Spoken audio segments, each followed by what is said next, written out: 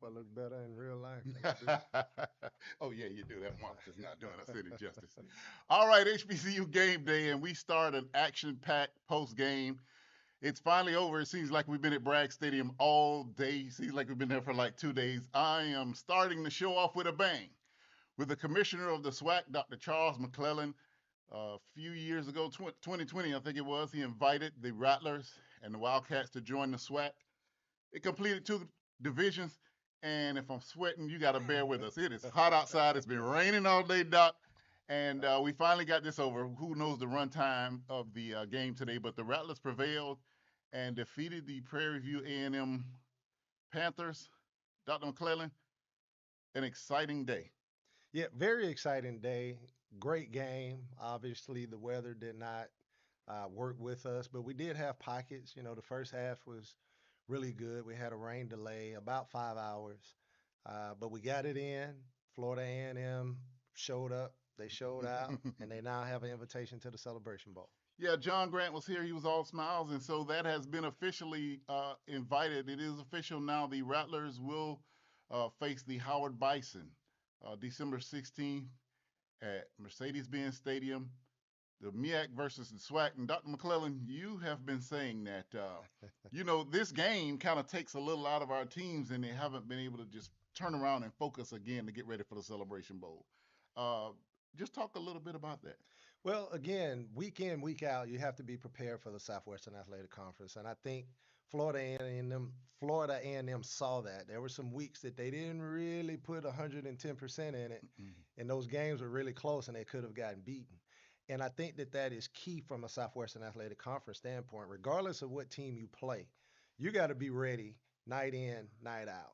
Now we can turn the page, concentrate on Howard University, which, by the way, is a really good team. Mm-hmm. We're not taking Howard for granted. And when I say we're not taking Howard for granted, if you recall, South Carolina State 2 years came in at 6-5, and Right. because of the momentum that they brought in and the will and the want to dominate the Celebration Bowl, they prevail.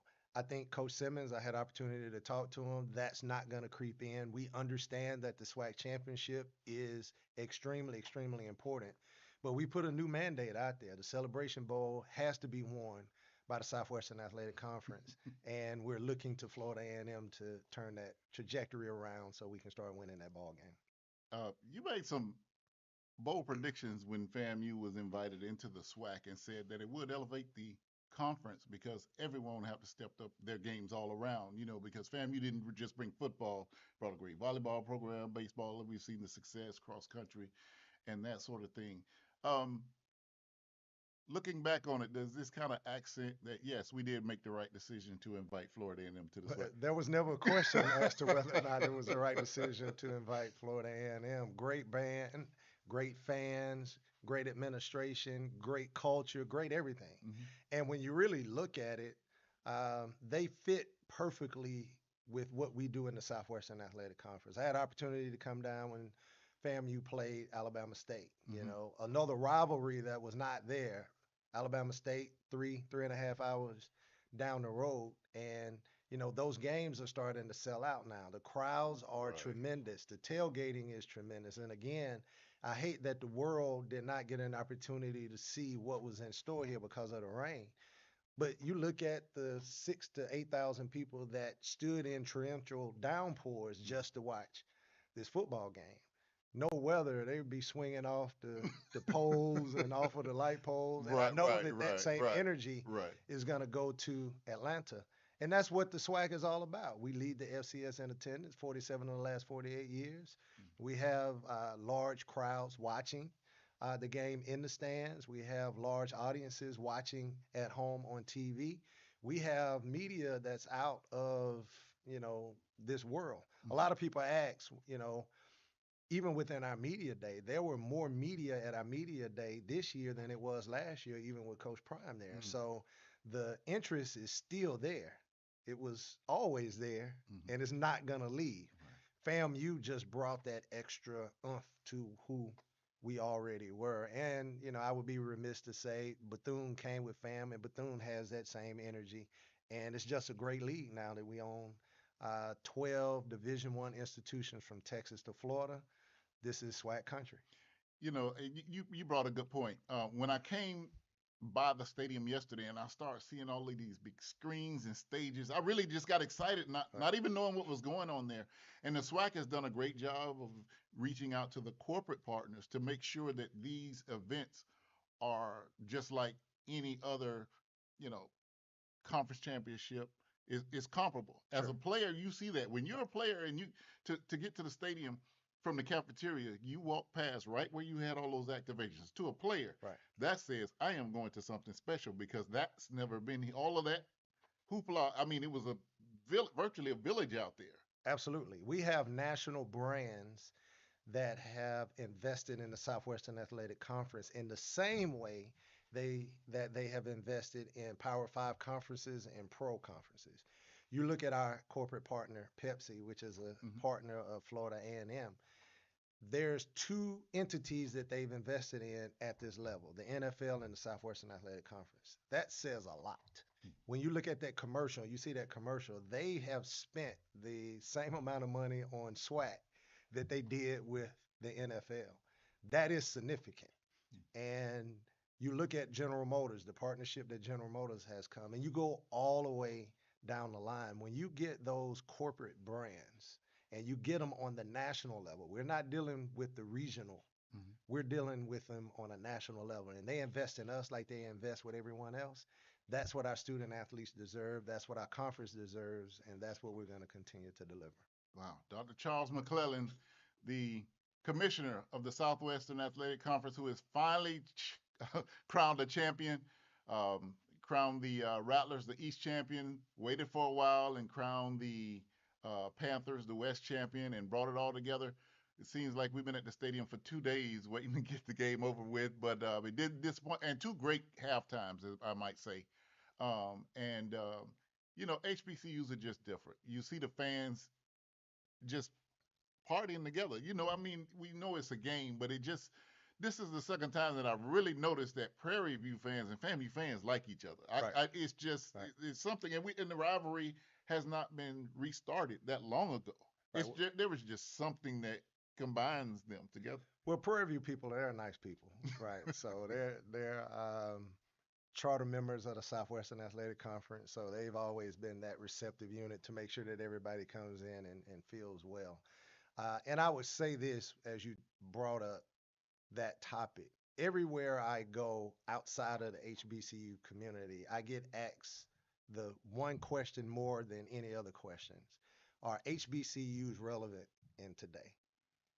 And you look at our fan base, you look at athletics, but I turn the page because this athletics, we get all excited about it, but it's really to open the window up so individuals can see our institutions, to see that Florida A&M has a law school that as good as any other law school in the nation, that their business school is as good as any other business school in the nation. And when they ask, why are we relevant with the Supreme Court decision on diversity, equity, and inclusion, and primarily in these southern states, when you have these southern governors are saying we're going to do away with affirmative action. Our HBCUs were founded to serve the historically underserved. 80% of our students overall still receive some form Hmm. of financial aid. If we're not here and they can't get into the majority institutions, where do they go? So our athletic programs are really talking about social economic change. Hmm. We're not just talking about winning championships. So as long as we can deliver quality products and everyone out there knows about our quality academic programs through the world of sport, we're doing our job. The reason why we're on ESPN2 is because we have a championship game. Our corporate sponsors have invested in us. They've invested in our student athletes. That's the reason why the SWAC is important. That's the reason why FAM is important. And that's the reason why all of our HBCUs are important. We are more relevant today than we have ever been. And we're going to continue to do what we've done since 1863, and that was to educate the historically underserved and give them those opportunities. All right, Dr. Charles McClellan has done a great job advancing the SWAC in so many areas. I always see him, he's upbeat, but I know he has to rest at some time. I know he's getting ready to travel. Wish you safe travels, Doc. Thank It you. seems like we've been at the stadium for 2 days. How many times did I say that? I feel like we've been at the But stadium for 2 days. first SWAC championship, you want to get your money's. Yeah, we had to get our money's worth out of the first SWAC championship. It is still amazing to have that here. Growing up in a MEAC school, but understanding the SWAC, and FAMU was rivals with a lot of the schools when they were all Division II in the SIAC and that. But it's been very exciting to be in the SWAC. Um, the fan base has, as you said it, if you look at that stadium and it doesn't look like a full crowd, those are troopers on both sides. The FAMU fans and the Prairie View fans who were there were troopers, and especially those people who came after the lightning delay that Absolutely. stayed. Well, and I think it's important to know the game was sold out, but to have Right. 6 to 8,000 of that 20,000 there in torrential downpours tells you the love. And I look forward to seeing all of them in Atlanta. You better get your tickets now for the Celebration Bowl. It is going to be one of the highest academic celebration bowls with Howard University and Florida A&M University. This is just the beginning of the SWAC championship post game. I got somebody really special coming up. Not that Dr. McClellan, I put the chief up top in the front, but I know he has to go. And I thank you for Thank you. taking time with us. We enjoy at HBCU Game Day what we do, covering HBCUs, no matter the conference, no matter the contest. There's just something about it that is our passion. And so for you to take time to stop with us today, thank you. I know you have a busy day. You've been busy, and safe travels to you. Thank you very much. And I'll see you in Atlanta. Sounds good. All right, HBCU Game Day. Stick around. This is a live show. My producer isn't here yet. She just showed up. My talent isn't here yet. But we're gonna put a graphic up, and then we come back. We're gonna be in go mode. Stephen J. Gaither's here, and coming up next will be John Grant from the Celebration Bowl. Thank you. All right, Doc. Thank you. All right.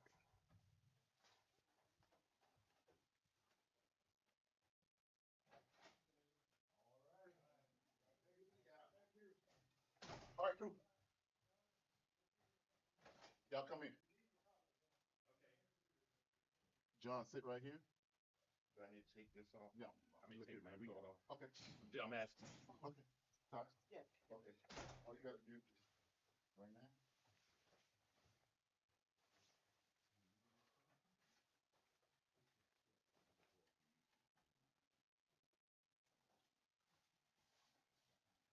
Oh, oh man. I don't know whether this hat should be on or not. You can keep it on.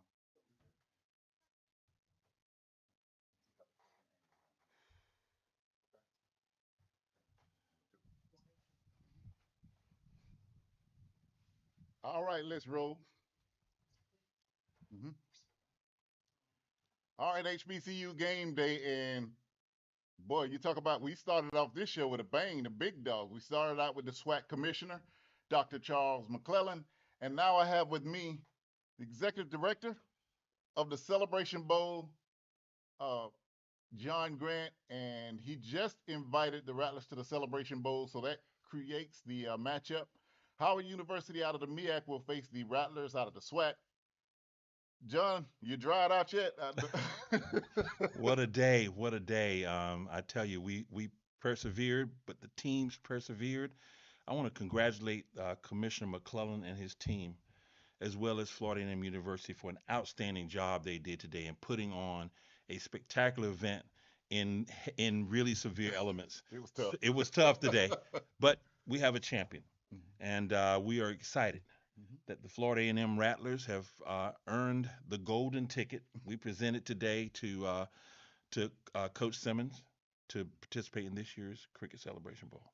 Wow, the Cricket Celebration Bowl, and just for those who don't know, um, Mr. Grant was orchestrator for years and years of very successful events in Atlanta, the Atlanta Football Classic, and Rattlers showed up and showed out for that, and I think they've been waiting on you to bring them back.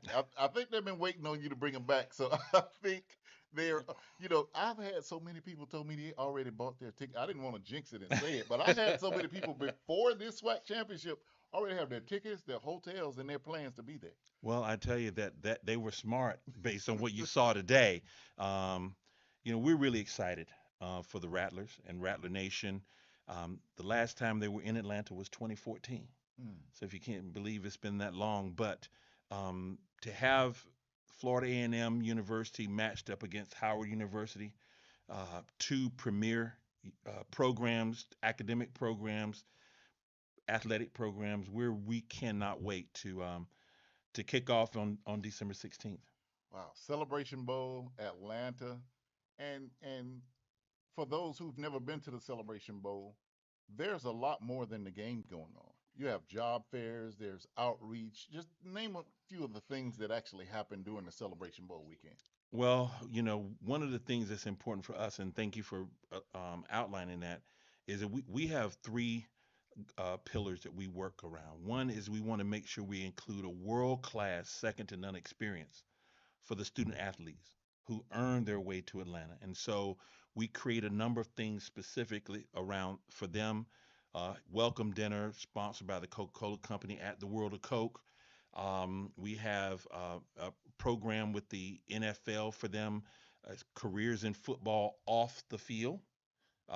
We have financial education with Visa and with Truist Bank. We have our Champion Circle Showcase. They get a tour of the College Football Hall of Fame, and then we have a dinner that's specifically for them. They get to dress up, they get to come in, and we acknowledge them as champions. And then, of course, they get to tour Mercedes-Benz Stadium, which is we have it all decorated just for them on Friday. But for fans, I mean, this year is incredible. People generally start coming in on Thursday. This year we've launched something brand new called the Band of the Year. That'll be on Friday night. There's a national championship for HBCU marching bands, something that's never happened before. And we were pleased to announce the four finalists are Florida Memorial and Virginia State University in the Division II NIA category, and then you've got Jackson State and North Carolina A&T in the Division I category. Those two bands in each category will go head to head for a national championship. They've earned their way in there this year. Um, but there are day parties, there are night parties, there are receptions, I mean, we have things starting on Sunday with the Atlanta HBCU Alumni Alliance. So there are concerts going on also on Friday at State Farm Arena. So if you want something to do, and I haven't even named them all, Right. but if you want something to do, there's something going on, and I'm sure each university will be planning something for themselves as well. This past week when North Carolina Central played in the NCAA playoffs, I Hmm. don't know if you heard Richmond's coach, but he is very well. Richmond Spiders for the FCS, and they're not an HBCU, but he is well aware of the Celebration Bowl and the importance of it, and to hear him kind of uh, outline what that was and the importance of it, I think you had to take a little bit of pride in that. Well, we do because it reaffirms that if we put my mother used to say, son, you can do whatever you want if you put your mind to it. And if we put our minds to it and put our efforts to it together, we can build pretty much anything we want that will have value for our institutions, for our student athletes, and for the businesses of our institutions as well. So the fact that we've heard that, and we heard that, I did hear that interview, that he watched it and he was rooting for North Carolina Central, I think is an indication that the value of the Cricket Celebration Bowl as it has been built, including by HBCU Game Day. You guys do a fantastic job Thank you. of being a megaphone for everything HBCU. I mean, I follow you relentlessly, um, but just like this event today and this press conference. So I want to thank you, Oh, thank you. Vaughn. Thank you guys and Stephen and Tolly, because you guys are constantly um, pushing the narrative for HBCUs. And our boss, you didn't say our boss, Simone. Our boss. Simone, I'm Simone sorry. Stanley is the boss of HBCU Game Day. If anybody doesn't know, who the boss of HBCU Game Day is Simone Stanley. Okay, go ahead. So, well, I should know that. Simone and I were both outside a moment ago, but I just wanted to say yes, we're excited about it. Look, this is our Super Bowl. Right, it is. This is our Super Bowl, and it was reflective every time I hand an invitation to a coach and how receptive and how excited they are, and that at the beginning of every season, every coach has one thing in mind that they work with their players on, and that's we want to get to Atlanta. And today was Florida A&M University's time to receive the golden ticket, and I know they've been close so many times, and we're just excited. Yeah, I don't know how we're going to contain Coach Simmons. You know, he was a Prairie View coach. Um, Came to Florida A&M. He was close in 20. Was it 18 or 19? Yeah, It was one year, I it think. was. I think It John was. might have already filled out the form. That was 'Cause I. it was Well, that must have been 18, 2018. 2018. 2018. I think I might have filled out the form and sealed it up and got ready to send it, but they didn't quite make it. But finally get the Rattlers back. Listen, the Rattler fan base is ready to go to Atlanta after today's game. The Howard has a great fan base in Atlanta as well. So They you do. got two institutions, um, two great institutions of higher learning, great athletic programs, Hmm. and great fan bases right there already in Atlanta. And then with the ease of traveling, I expect it to be possibly the record attendance. Well, I'm predicting that right now. we're excited about it. I can tell you what Howard has told me. Look, John, you're going to have a lot of celebrities at this game. And so far, it's been coming into fruition. The amount of people, as we all know, who've gone to Howard Yeah, that are in the arts and entertainment, they're coming. yeah, that's good. So it's going to be But a they're coming great. to the city that's owned by a family alone, Will Pecker. We're gonna keep going. I love that because you have look Florida There was A&M. Keisha Lance Bottles. Flo- Keep go. We can keep going about who owns Atlanta, but that's gonna be part of the fun. That's what we love about this, and I can't wait. I'm excited. Again, the fact that this is our Super Bowl, Hmm. and so we've got the two best teams Hmm. out of each conference coming to vie for a national title in Atlanta in a world class venue like Mercedes-Benz Stadium.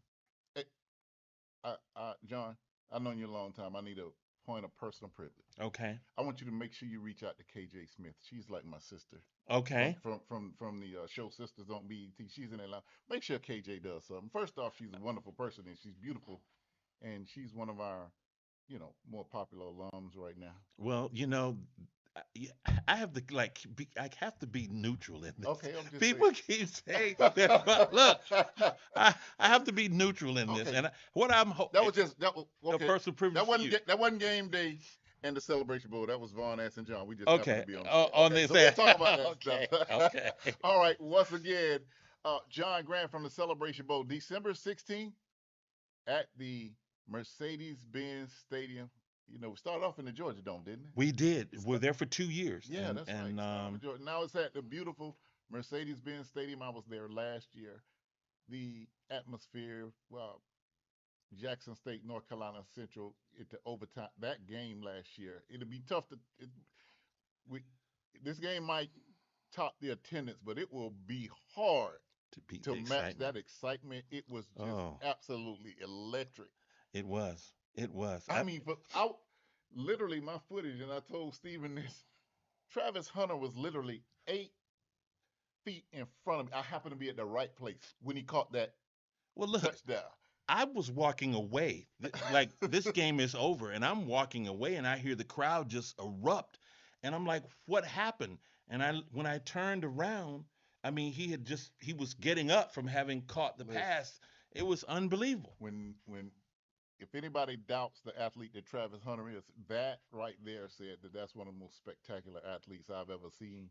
And he did it on the highest stage, which was the Celebration Bowl, with no time left. That was it. And he was at home.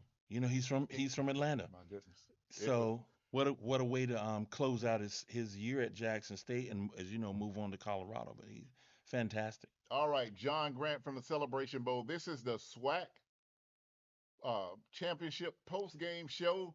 We are here at the Lawson Center. And coming up after this break, I will be joined by Stephen J. Gaither. And shortly after that, we hope to have Coach Willie Simmons when he gets finished with his press conference. So we're gonna don't go away when you see this graphic come up. That just means we're getting things done behind the scenes. So stay tuned. You are watching HBCU Game Days SWAC Championship post-game presser. Congratulations to the Rattlers heading to the Celebration Bowl to face the Howard Bison. Man, Thank you. thank you for having me on. Oh, thank you, man. And you know what? When I'm outside with the boss, now I feel better. I mean, when they would let the boss in. Like, okay. Wait a minute. Where is my? Oh. Vaughn, can y'all take a picture together? I got a candy one of them, but Okay. pleasure to meet you.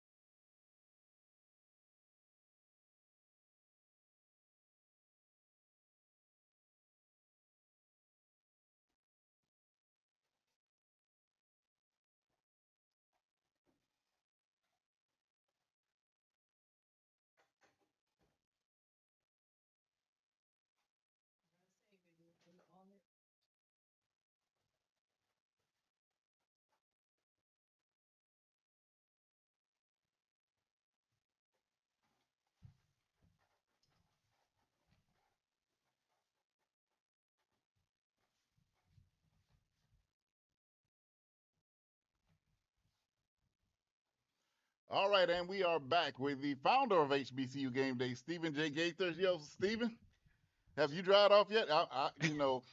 I we think we had clothes we said we were gonna wear for the show, but it was so long, so wet. We were just like, whatever, let's get on and go. yeah, it's one of those days, you just kind of go with whatever audibles that are called. Mother Nature was calling most of them, so we just had to deal with it. But we survived, and here we are. And I couldn't be happy to be here. It's my first game in Bragg, first game checking out FAMU in person here, and I'll never forget it. Let's say that. You got to come back, man. This was different. You couldn't get the full vibe of it. You could see a little bit of it.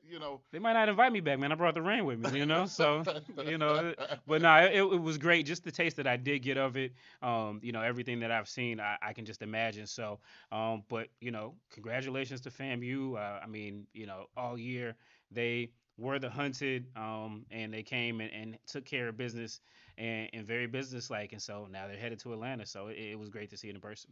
And just a programming note, Coach Willie Simmons, as soon as he concludes his press conference, the main press conference, he is going to come sit with us. We're going to have a couple minutes with the SWAC champion coach, coach of the year in the SWAC. But Stephen, it's been a long day for us here, man. Yeah, it's been a long day. We saw the weather forecast, and we were hoping for the best, and we had a couple of delays, and get out there, and it's raining pretty good, and then all of a sudden, as the game kicks off, the sky just opened, opened up in the right way, and we were able to play the whole first half with pretty much no rain. A couple lights striking like lightning strikes here or there, but if the referees didn't see them, did they really happen? Right. So, but no, it was great.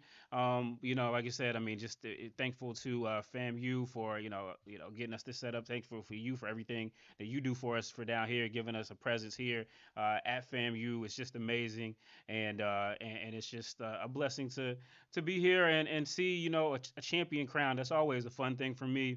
Every year, just being able to see guys, they're working hard behind the scenes, start to finish, and then I think it's really special for me to see, you guys get here and win. Um, so it's been a long time coming. They've been waiting for you guys in the Celebration Bowl for quite a while. So now you guys are finally I'm there. neutral. Don't be.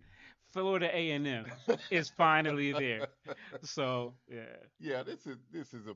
I mean, this is like a fun dream job. I think I do a good job of being neutral, but Oh, it no just doubt. times like today is really really difficult. It's just something you've witnessed history. Um, FAMU started out in the SIAC, Hmm. then it went to the then it went to the MEAC, then it was independent, back to the MEAC, and now in the SWAC. So this is the first go round in the SWAC. It was a smooth transition. It really was a smooth transition, but save for COVID, which kind of delayed everything and made it weird somewhat. We'll always remember when FAMU went to the SWAC, but for the Rattlers to have that target on their back all year, and to come through and beat every opponent in front of them, uh, that's very difficult and is very it's kind of the cherry on top. Yeah, I would say so. Over the since I've been doing game day back in 2012, we've seen FAMU, kind of come into their own in the Willie Simmons era, and you guys have had a lot of wins, but kind of always got that one that got away. You think about, I know you were talking with John Grant, 2018, where everybody after FAMU beat North Carolina A&T, that everybody kind of just knew that FAMU was going to go, and then it didn't happen, and then 2019, and then the last couple years being that close. I think it's a great testament to staying hard, working hard, continuing to believe in your program and build your program, and they were able to break through and get it. So it's never easy, especially when you got the target on your back, and they wire to wire. They didn't lose a game in the SWAC, and so it's pretty impressive. So just looking forward a little bit ahead of the SWAC championship, the Celebration Bowl. Right. The MEAC owns the Celebration Bowl. Owns. OWNS exclamation point. Right. The MEAC, catapulted by North Carolina A&T, and then accented again last year with North Carolina Central coming in as underdogs. You know, last year I was standing. Trey Oliver said, uh, he was pissed off because they had to stand in the tunnel for 10 minutes. Yeah. You know what's funny? I was over there on their side. Wally and I divvied up the teams. So Wally was following Jackson.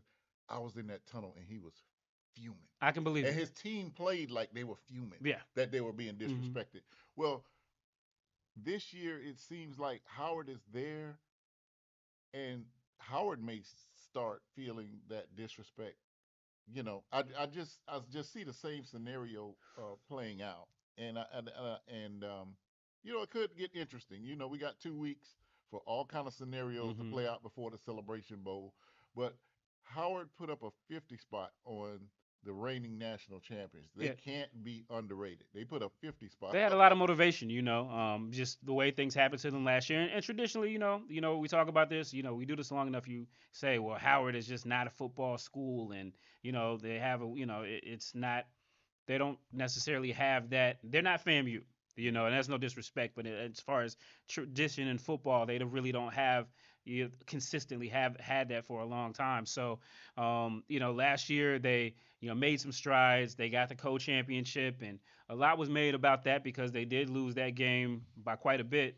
All right, and we are, just as we said, we are going to interrupt this program to bring in the SWAC champion head coach, Coach Willie Simmons. Congratulations. This is the improv tonight. We just impromptu, and we just gonna keep it rolling. All right, boy, I'll tell you, HBCU Game Day has a show for you. We started out with Commissioner McClellan. We followed that up with John Grant, then Stephen J. Gaither, and now we have Shotgun, the SWAC championship coach. Coach, how does it feel right now? It feels great. Just happy for these guys, happy for Rattler Nation. It's been a long time coming. And when we made this move to the SWAC, back 3 years ago, there were a lot of people who questioned whether it was the right move. And, we had a long standing rivalry in the MEAC and had a lot of success in that league. And there are a lot of people that said we weren't built for the SWAC or, it will take a long time to get it done. And to be here in this moment 3 years later, having a 23-2 conference record during that time is just a testament to these guys and their hard work, their commitment to excellence, their sacrifices, and just them wanting to prove that they're, one of the best football teams in America. Coach, you've always talked about that the Rattler fan base is just different. And if you look even at the end of the game with that people, if you weren't here, you wouldn't understand how much it rained. And then lightning and then delays. But even at the end of the game, there were fans who just have been waiting on this moment so much that they sat in it. They sat in it and waited to experience that moment.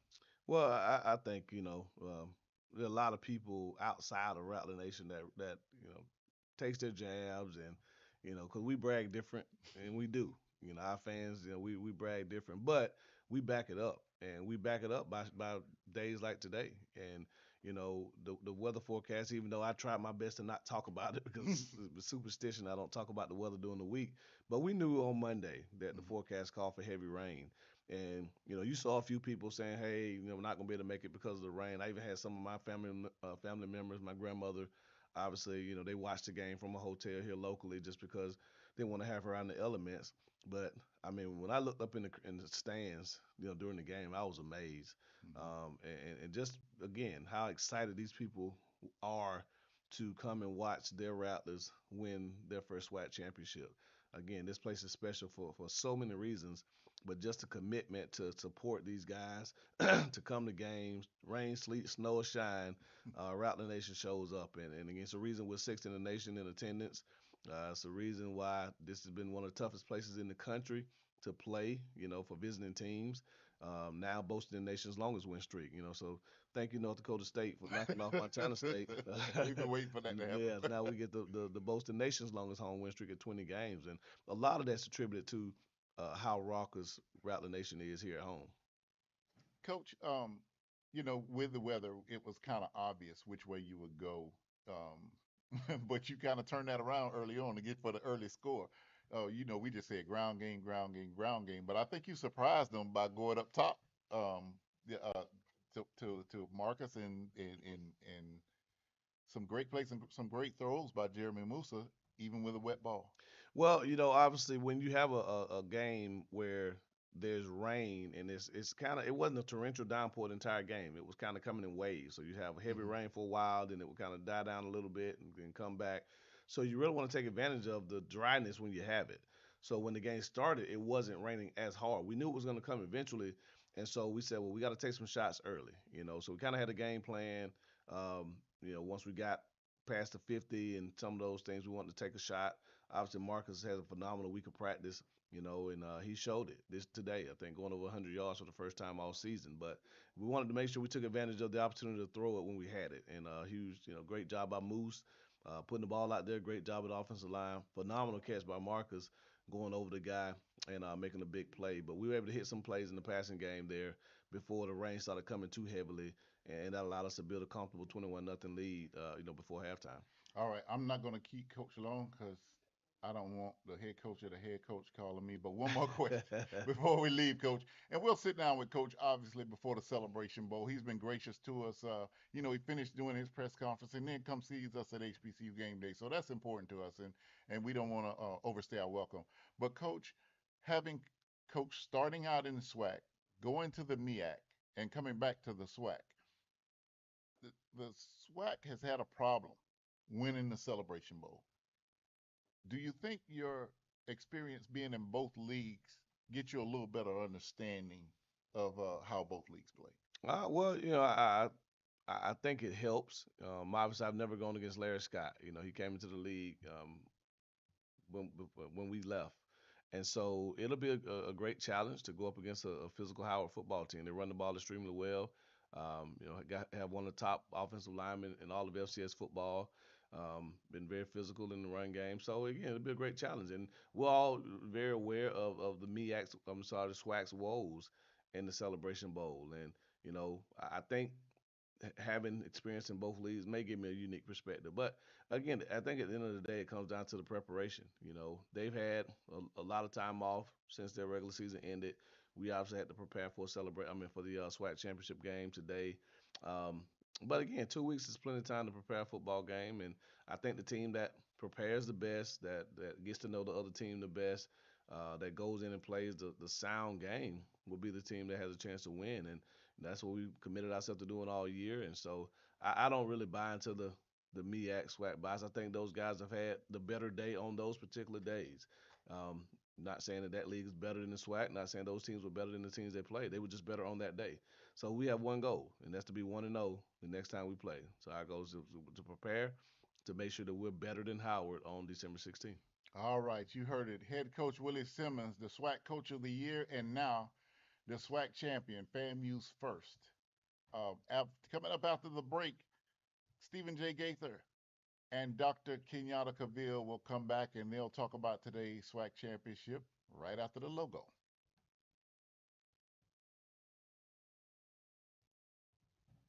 Thank you, brother. All right, thank you. Coach. Appreciate you. All right.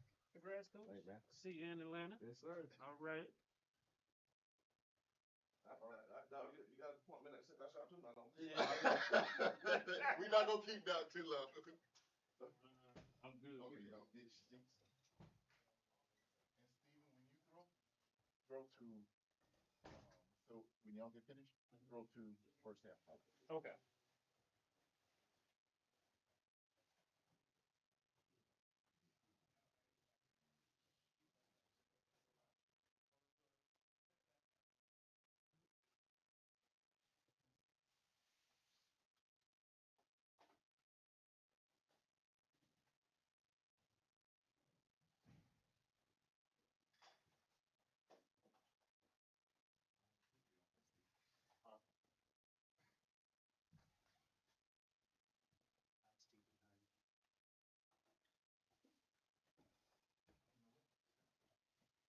While y'all doing that, I'm gonna go ahead and run that. Okay. I like to see two.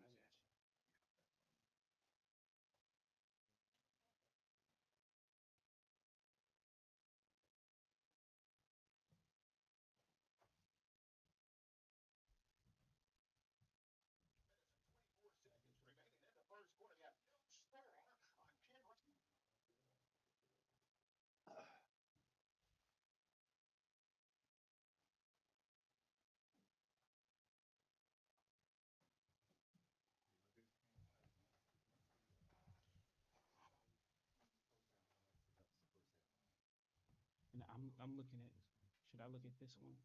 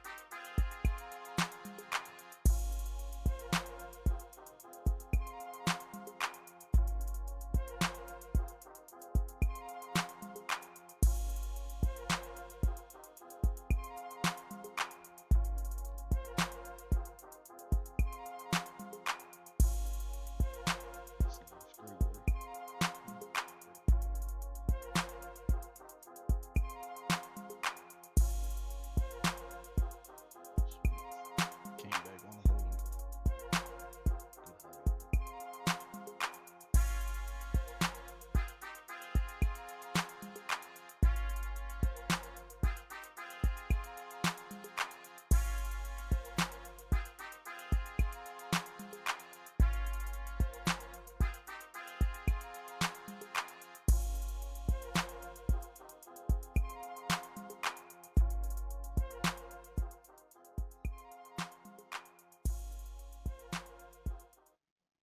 All right, guys. So Stephen J. Gaither here, HBCU Game Day. We are in the bowels of the Lawson Center here at Florida A&M.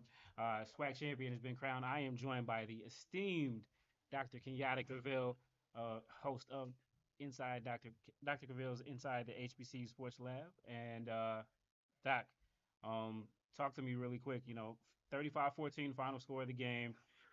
Prairie View comes off on the losing end of this, but just talk about what you saw out there today. Is the difference between the two teams. I think when you consider all the weather, particularly the delays, is a well played game. It had some exciting moments, but in particular, I thought the key play of the game, as you come back off the delay, Coach Simmons trusting his team and thinking they can get a yard, but also knowing the level his defense played up. He took a gamble and went for it 4th and 2. They didn't get it in terms of that one. And Prairie View was able to come down and score in terms of 21-14. They get the kickoff and they come back, and the MVP 23 runs off a 20-yard play that I think calms everybody's nerve, and they go on to score, making it 2014, and essentially the game was over. Yeah. It's FAMU back in Houston. Back in the beginning of the season, they were predicted to be here. It was kind of theirs to win or lose, Great. and they've done it wire to wire. Just talk about what you've seen out of this team. You had a chance to see Coach Simmons at Prairie View previously, and then as he's gotten over here at FAMU, and just kind of your thoughts on the day, seeing Coach Simmons actually get that championship win. Congratulations. In some ways, it's bittersweet because, as you said, he was at Prairie View, and I grew to have a great relationship with him. Not as a coach, but as a man, and the way he took care of his players, and the way he respected the history of the institutions as he did. It was exciting to see him reach this mountain. In some ways, odd as it was, with no direct connections to FAMU, I felt I had a part of it. And he makes you feel that. He does that with his players. He does that with his coaches. He does that obviously with the alums and the fans, and even to some degree the media. And a lot of coaches have that ability to do that, where it's bigger than just your opponent or a team. You like root for him, and so we seen his climb. We seen his failures, and he finds a way to do this moment. And this is a history that can never be taken away from him or his team in terms of winning their first SWAC championship. History will tell us later if another team is able to do it or if he's able to get multiple ones for that matter. But never again in history will this be duplicated. He has the first SWAC championship for Florida A&M Rattlers. Yeah. Big win for those guys. They have, they've went through the trials and tribulations. They've had times where, we thought they were going to be there before. Some times where they were right there. But this year they put everything together, and now we have a potential powder keg. When you talk about Atlanta, what'll be going on there. And I know you always talk about, the business of sport. We've seen the Celebration Bowl from its inception when it was an idea to how it's grown, and then now what we've seen the last couple of years just continuing to ascend. What's your estimation on the impact of having two brands such as FAMU and Howard University on the Celebration Bowl, a brand that is growing within itself, and you add in the battle of the bands and so many things? What's your take on what'll happen in Atlanta in a couple of weeks? Oh, it's going to be a mega event. Its celebration itself has become just that.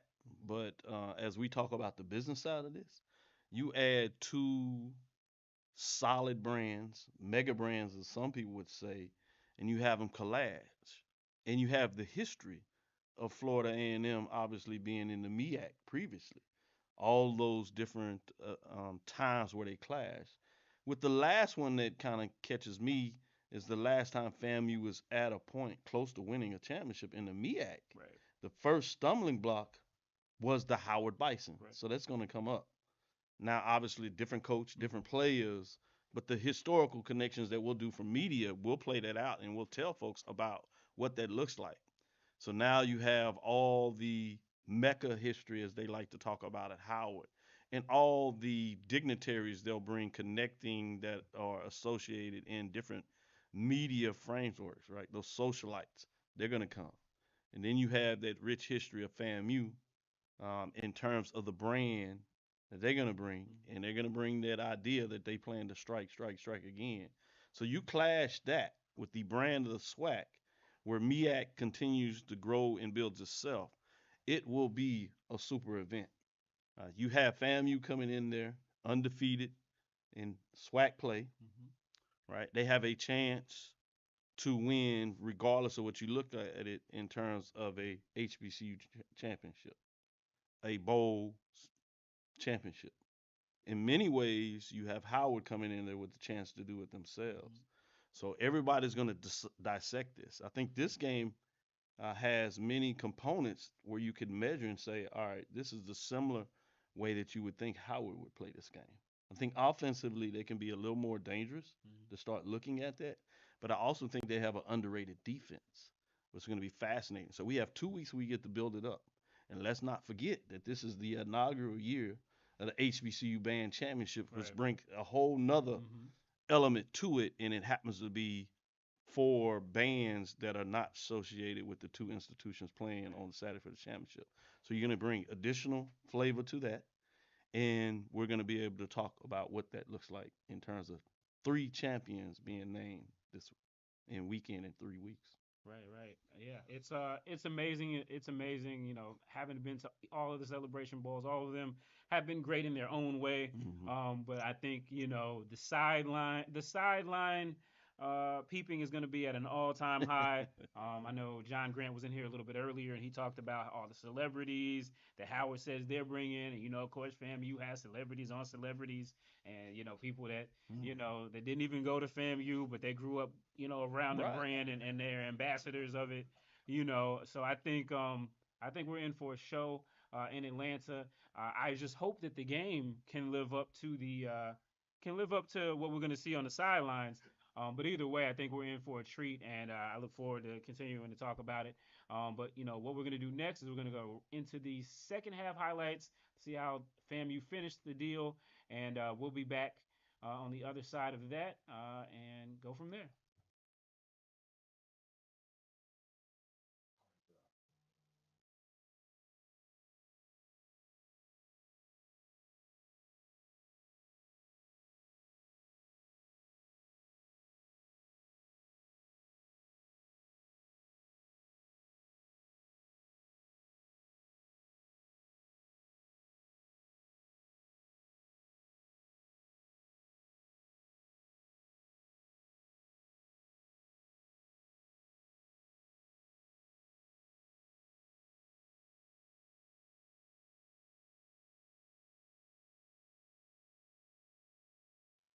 What's going on, everybody? It's Stephen J. Gaither. This is HBCU Game Day, and I am joined by the esteemed, the one and only, Jackson State's own, Prairie View A&M is leasing them.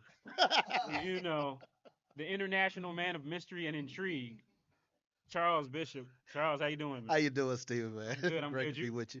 You were somewhere dry, weren't you? Eventually, yes.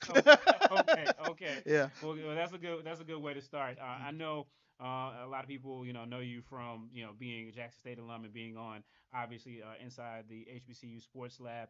But, you're doing some work with Prairie View as well. Just talk about this team that came out here today. What did you feel like they needed to do to give themselves a chance to win against this FAMU team, and then kind of how things played themselves out? They needed to control the clock. They needed to get the running game up and going. I knew that was going to be a tall task against this tough Florida A&M defense, but I thought if they were able to control the time of possession, I thought that was going to be big. I think things kind of went downhill a little bit from the turnover opening drive there, and I knew it was going to be difficult for Prairie View to play from behind once FAMU jumped out there. But too little, too late. This was the better team won. You can say that. Yeah, no doubt about it. And so, as we look forward, FAMU, again, their first SWAC title, in 2 years, right, where they were right there behind Jackson State. Just talk about for you, seeing FAMU come into the SWAC, you being a SWAC lifer, the energy that they brought in with them, temperature change, whatever they've done to the temperature, all that. Sure. Explain that for some of us who may not be as familiar. I mean, if you have grown up within the SWAC, there is a swagger within this conference, and definitely the FAMU fan base brings that swagger with them. And I was tremendously impressed by them tonight. One of the things that Dr. Cavil and I we talk about is just the energy that the band gives to the fans give to the band, and it translates to the football team. And you were able to watch that up close tonight, even through the rain delays. Looked and I said, "Wow, the fans are coming back in here." So it jumped out at you in terms of their pride within the Florida A&M brand. Right, yeah, and I know you've seen it firsthand where you have a proud football brand, and they go for some years without a championship, and then to see them come through as the fans and win that championship. Just talk about kind of what that's like. As again, fam, they showed up and showed out despite the rain. Yeah, I mean, winning that SWAC championship, it means something, and you could see with the way the fans gathered on the field for the trophy presentation, it meant something. I experienced that with Jackson State after Jackson State football being down for a while. It was sort of a load off the collective psyche of the fan base to hoist that trophy. There was a lot of pride in that. When you take a look at the inception of the SWAC championship, 1999 to now, it means something to hold that trophy up. So you saw that firsthand tonight with FAMU's fan base. Well, the SWAC championship definitely means something, but as we talked about, there's something else. There's the Yeah, Celebration Bowl. yeah. And the MEAC has had the better hand so far. People may get mad with me. I do think it's an advantage to have a month off, but you got to play the game. Sure. The coaches aren't going to say that. Sure. People aren't going to say that. But FAMU, they're going to be taking on a Howard team that got some momentum last year. They were able to get the co-championship this year. They kind of kept that chip on their shoulder, and they went and showed North Carolina Central that they could handle business, and now they're here. They deserve to be here. Obviously, FAMU deserves to be here. But when you look at that, how important for now FAMU carrying that torch of the SWAC, and is it for them to get that championship? And do you think the other fan bases will be able to get behind the Rattlers? It might be a little tough for a few fan bases. It's hard. Sometimes it's hard for everybody to get on board for one SWAC. Yeah, it's tough. It's tough. But I think when you take a look at this game, we've talked about it for years since the inception of Celebration Bowl, how the MEAC just brings that physicality to the game, and that was one of the questions that I asked Coach Simmons tonight in terms of just looking at the matchup. And he mentioned that he likes his football team, he likes that front seven, he likes his offensive line. So I'm looking forward to how they match up with that traditional MEAC physicality, which we've seen on display with Howard. Right. And I know you'll be there in a media capacity, I'm sure. So there, it's a little bit different when your school's not in it, even though you're there professionally. Are you looking forward to the relief of not? Are you looking forward to, Yeah, I really am, because I mean the past 2 years, I mean, being a part of Jackson State, being a part of everything that Jackson State brought to it. Yeah, you felt that pressure. Like you pressure. were out there. Yeah, like I was out there. Yeah, but I mean, I felt it before a couple times. Exactly. CIAA tournament. Yeah. But I mean, to get an opportunity to kind of just enjoy it this year, I'm really looking forward to that because I tell you what, the past 2 seasons with Jackson State football, it felt like that amber was on your chest, So. Right. I'll just ask you, what's your favorite Celebration Bowl? I probably go back to. I mean, it's hard to top last year when you talk about Jackson State scoring to send it into overtime, and then everything that happened in the overtime. But going back to that Grambling North Carolina Central game, for the penalty to be a celebration in the Celebration Bowl, that always sticks out of my head. And then a helmet toss that will live in infamy. It will live in infamy. Go. Exactly. Yeah, so awesome. Well, look, Charles, I'm excited to go to Atlanta and see this game again. I'm excited to see how things will go. I appreciate you for hopping in and giving us some of your insight. And I'm sure you'll find some golf in between here and there. You got to get it done. So exactly. We'll go to a quick break and then we'll be back. Sure thing. Thank you, Vaughn. Okay. Yes, sir. Yes, sir. All right. Oh yeah. Yes, sir. We had a good time. Oh,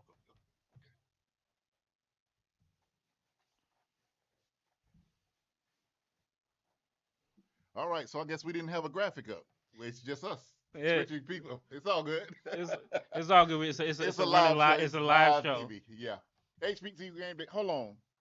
Speaking of live, I got to get my phone because I was looking at the comments. There are a lot of people commenting, so there are some things that we need to address. Oh, This okay. is a live show, so feel free to chat in the chat. And wow, there are a lot. Look at all these comments. Oh A lot of yeah. people, a lot of comments.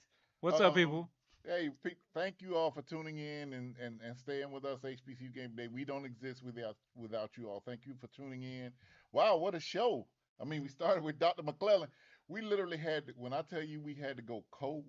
I mean, we didn't know how long the ceremony was going to last, and Dr. McClellan said, "Hey, I actually have to get back to Birmingham because I got to catch a flight in the morning. Can I go on first? Can you?" And I was like, "Yes." So trophy celebration. He was like, "Let's go." So I didn't even have time to get you all here. Right. I was like, "Oh my God, I'm gonna be a one man band." So that's why the beginning was a little rough, but we figured it out. But hey, the important thing is we got him here and got the information from him, Dr. McClellan. Rattlers, thank you for covering. Carolyn Anderson says, "Thank you for covering the HBCU sport environment." Appreciate you, Miss Anderson. You know, they have no idea how much we just really love what we do they? Yeah, I mean it's fun. Whether it's your school or somebody else's school, just to see these young people, put their bodies and their mental on the line. The coaches, what they pour into it, the administrators, what they do. Everybody is putting their best foot forward. Everybody wants to win, and it's just amazing to do. And every time I get a chance again to see a championship, kids win a championship or administrators win a championship. It's just amazing to see the hard work and dedication put in. So it's a lot of work, but most of the time it does not feel like work, and Right, so right. it's a blessing. Yeah, Carolyn says, good to see a commissioner that knows all of the schools in the conference and talks all of them up and the quality of play they bring to each event. Edwin Moore congratulates Coach Simmons. Um, Miss Live 2, I think that's what that's saying. Okay. She says, congratulations, fam, you winning the Celebration Bowl with Nate Watkins. That is December 16th in Atlanta, Georgia. And let's see. Yeah, Edwin Moore. Yeah, this is pretty much an open mic. He said, yeah, this is like, yeah, we knew the mic was open. It's a live production. It's raining. So many stumbling blocks. We are glad that we are on and you all can see us and we can interact with you. Um, SWAC Fan 100 says, get rid of divisions and let the best two teams compete for the SWAC championship. These SWAC championship games are not good. Your thoughts?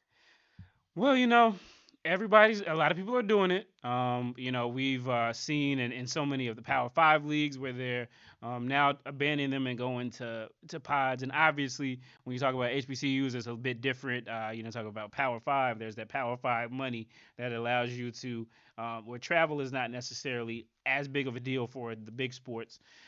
We saw the SIAC do it over in Division Two, and it brought a lot of excitement up until the last week.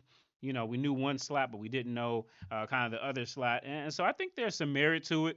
It'll be interesting. How do you go about doing it? Do you pick, your four teams that you're going to play every year, and then you kind of have a rotating basis? I don't think there's not necessarily always a perfect way. Sometimes it's rare that you get the best two teams in the conference Right. on the championship game, because even then, there's who they play and things like that. But I think it's great for discussion. It'll give us something to talk about all summer, and I think there's some merit to it. I mean, you just like for there to be competitive balance, but you never really know. It's football, and you play this game, so you put it down, and Right. you never know what's going to happen. Sometimes there's a team that looks like they are just well ahead and they're not going to get touched and it gets close, and sometimes it is what you think it is. And Right. I think today kind of was one of those. It is what you Yeah. thought it was. Yeah. Edwin Moore says, I don't know if it's in Howard to feel disrespected. They have a different kind of pride. You are right, because I dealt with Jay Walker all day yesterday,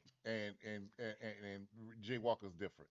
And the rest of the Howard people are different as well. But we look forward. I look forward to the Celebration Bowl, man. I really, FAMU and Howard is two first timers there, Hmm.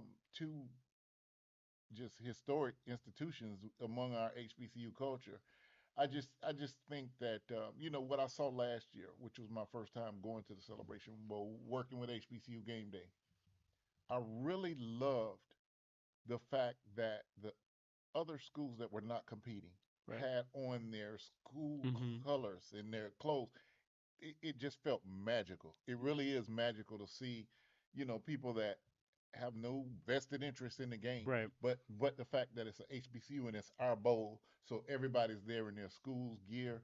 It was amazing. Yeah, it really is. I've been blessed to be able to go to all of them, be in person to them, and the first couple of years I went down with some of my friends who are fellow Winston-Salem State alumni, and they were actually here today because they are, they just love HBCU sports, and so I think this is a game between the MEAC champion and the SWAC champion, but obviously those teams from those two conferences they matriculate down here, as well as our HBCUs in the Division II who don't get a chance to play in have a chance to participate in this, they'll just go and celebrate it. And it's Atlanta, so it's amazing to see. I think every year, the last couple of years, post pandemic, I think it's just coming off even stronger. And I think this year with this matchup of FAMU and Howard, those two iconic brands, I think it's just going to add to what we have going there. And I think it's a great event that John McGrant and those guys put on. That was, the brainchild of Dr. Dennis Thomas, the former MEAC commissioner who went to Alcorn State. So it's just a hodgepodge of HBCUs, coming together, celebrating what we do in our own unique way. And I think it's again, having gone to the FCS playoffs last week over in Richmond, I think it's a great way to end the HBCU football season versus probably on the road in somebody else's stadium, and how that goes. So it's just a great ending. So I'm All looking right. forward to it. The Bison are starting to raise up in the comments. Well, hello, Bison. How are you? Congratulations, fam. You see you on December 16th. HU, Edwin Moore says Terrell Jennings looks like an NFL running back. I could not agree with you more. Right. When I said I've been saying that the last few days and the last few weeks, and he has elevated back to the starting position. He was in a different league today, and we knew that to win, just like Coach Simmons says, if we had the dry spell, we'd try to go up top or take advantage of it. But we knew today, everyone knew, in bad weather, you got to run the ball. Mm. FAMU offensive lineman did the job, but Jennings was hitting those holes, and the play that he won't get the yards from, where he Right. hurdled the guy, but it's the effort. And, Hmm. and he really does. I agree with you, Edwin Moore. Terrell Jennings does look like an NFL running back.